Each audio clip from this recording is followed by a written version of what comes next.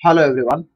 We already discussed about the condition of Nepal, how Nepal got his democracy, and how many times they struggle for democracy. We already discussed everything in our previous lecture. Today we will discuss more important things about the struggle of Nepal for demanding his democracy. Okay, तो देखते हैं, यहाँ से हम देख लेते हैं। यहाँ पे हमने दिखा दिया था आपको कि 2006 में फिर से किंग ने कहा कि आप एक काम करो, डेमोक्रेसी अपना लो, but now the people who have to write a new constitution to establish Nepal as a democracy. The reason that they do not want to continue with the previous constitution is because it does not reflect any ideals of the country and they want Nepal to be, and that they have fought for.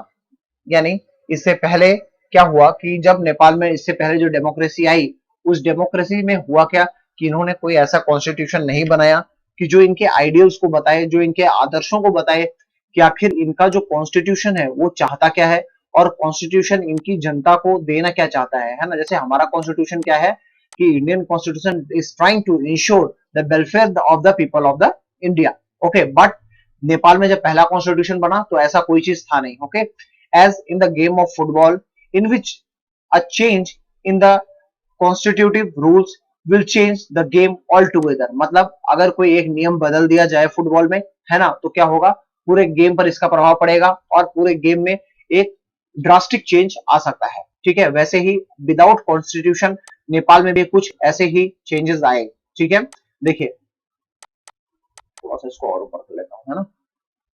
Okay, okay, okay, हाँ। तो देखिए नेपाल में भी कुछ ऐसे changes आए, बिना जो कॉन्स्टिट्यूशन था वो ढंग का था नहीं, तो फिर ये लोग ऐसे काम कैसे इनका देश चल पाता, ये भी एक चिंता का विषय था। ठीक है, Nepal by moving from a monarchy to a democratic government needs to change all its constitutive constitutive rules in order to use in a new society. मतलब ये एक जो है राजा के शासन से बाहर निकले और अब इनको जो कॉन्स्टिट्यूशन बनाना था वो कॉन्स्टिट्यूशन ऐसा हो कि इनके पीपल को एक नया समाज दे, इनकी जनता को एक नया समाज दे और उस समाज में कुछ ऐसे आइडियल्स हो जिनको उस समाज का हर व्यक्ति फॉलो करे। ठीक है, this is why the Nepal of people are in the process of writing a new constitution of the country. और इन्हीं सब के कारण नेपाल में नया संविधान लिखा जाने लगा। The caption alongside elaborate Nepal struggle for democracy. ठीक है, जो एक कैप्शन आपने देखा यानी जो पिक्चर देखा वो नेपाल का स्ट्रगल दर्शाता है डेमोक्रेसी को लेकर। ठीक है, the second important purpose of a constitution is define the nature of the country political system. मतलब ये बताता है कि वहां पर क्या और कैसा पॉलिटिकल सिस्टम है, किसी देश का पॉलिटिकल सिस्टम है वो कैसा है। देखिए, जब मैंने आपसे एक बात की थी कम्युनिस्ट पार्टी के बारे में, जो कम्युनिस्ट पार्टी थी, आई थिंक वो पोलैंड की पार्टी थी, I think we already discuss, एक बार उसको चेक कर लेता हूँ, है ना। तो वहां पर जो कम्युनिस्ट पार्टी थी वो किसी और क्लास में तो नहीं थी। एक सेकंड, एक सेकंड। अच्छा, ये हम इसे पढ़ रहे हैं ना, हाँ ठीक है। तो उससे मुझे लग रहा है सिक्स सेवंथ की बात थी। तो उसमें देखिए है क्या कि ये बताता है कि किसी देश का जो पॉलिटिकल सिस्टम है वो कैसा है। पॉलिटिकल सिस्टम मतलब देखिए हमारे यहाँ क्या है कि बहुत सारी पॉलिटिकल पार्टीज हैं और वो बहुत सारी जो पार्टीज हैं वो क्या करती हैं, इलेक्शन लड़ती हैं और उन पार्टीज में क्या होता है, जो चुन कर आता है वही क्या करता है, शासन करता है। लेकिन अब देखिए, अब भारत के कंपैरिजन में अगर हम चाइना को देखें तो चाइना में ऐसा नहीं है। चाइना में क्या है, एक ही पार्टी है और उसी को लोगों को चुनना है। लेकिन भारत में ऐसी 8 जो है नेशनलिस्ट पार्टी है, जिसमें Bharatiya Janata party, Congress, Bahujan Samajwadi party, TMC यानी तृणमूल कांग्रेस और ऐसे 4 अन्य communist party of India, communist party of Maoist, ये बहुत सारी ऐसी पार्टीज हैं जो भारत में नेशनल पार्टी के रूप में रजिस्टर्ड है। लेकिन चाइना में एक ही पार्टी है। तो वहां का ये जो पार्टी सिस्टम है ये वहां के कॉन्स्टिट्यूशन द्वारा बताया जाता है और हमारी कॉन्स्टिट्यूशन द्वारा हमारे पॉलिटिकल सिस्टम को डिफाइन किया जाता है। ठीक है, देखिए अब थोड़ा सा इस पे और आगे बढ़ते हैं। और एक बात मैं आप सभी को बताना चाहूंगा स्टूडेंट्स, देखिए जो आपको कभी भी पढ़ाई को लेके कभी भी आपको रटना नहीं है। आपको जिस भी टीचर से कोई चीज ना समझ में आए बच्चों, आप उनसे 10 बार पूछो, 20 बार पूछो, है ना। आपके पेरेंट्स आपके लिए ही इतनी ज्यादा फीस स्कूल के लिए स्कूल में देते हैं, है ना। और और उन्हीं फीस से जो है सभी टीचर्स को सैलरी मिलती है। तो ये आपकी ड्यूटी है और ये टीचर्स की भी ड्यूटी है कि वो आपको आपके सभी क्वेश्चंस के आंसर आपको दें, ठीक है। तो आप सभी को जो कुछ भी कंफ्यूजन हो, you please ask to your teacher, है ना, ठीक है। आइए बढ़ते हैं थोड़ा सा आगे, ठीक है।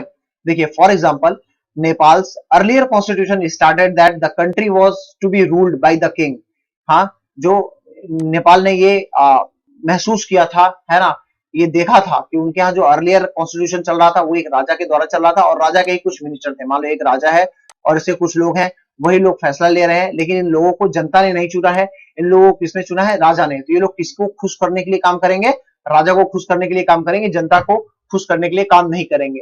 इन countries that have adopted a democratic form of government, मतलब जो इस तरह की कंट्रीज हैं जिन्होंने डेमोक्रेटिक फॉर्म ऑफ गवर्नमेंट को अपनाया और उनकी पॉलिसीज को जो है, उनकी पॉलिसीज को बनाने में एक सहायता दी। And the constitution plays a crucial role in laying out certain important guidelines that govern decision making within the society. मतलब कॉन्स्टिट्यूशन को मैंने आपको बताया कि कॉन्स्टिट्यूशन क्या होता है। Constitution is a book which consists of rules and regulation that how government will work for his people।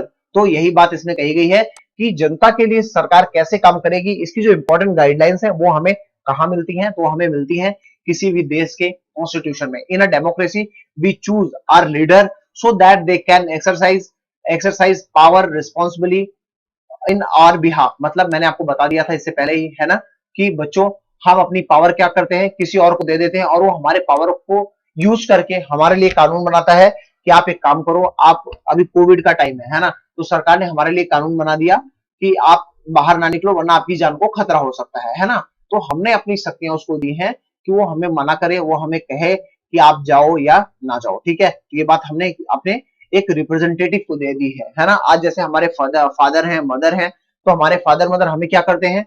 Direct करते हैं, है ना, कि बेटा ये काम गलत है, ये काम सही है ना। तो वैसे ही हमारा संविधान नेताओं को भी डायरेक्ट करता है, और हमारी जनता जो है अपनी पावर किसको दे दी है? जनता ने नेताओं को दे दी है कि आप जो है हमारे लिए कानून बनाइए, जो सही है वो काम हमारे लिए कीजिए, और अगर आप हमारे लिए काम नहीं करेंगे तो 5 साल बाद जब इलेक्शन होगा हम आपको हटा देंगे, ठीक है। तो यही मोटा मोटा मतलब है एक जो डेमोक्रेटिक सिस्टम है हमारे यहाँ उसका, ठीक है। However there is always the possibility that these leaders might misuse their authority and the constitution usually provides safeguard against this, ठीक है।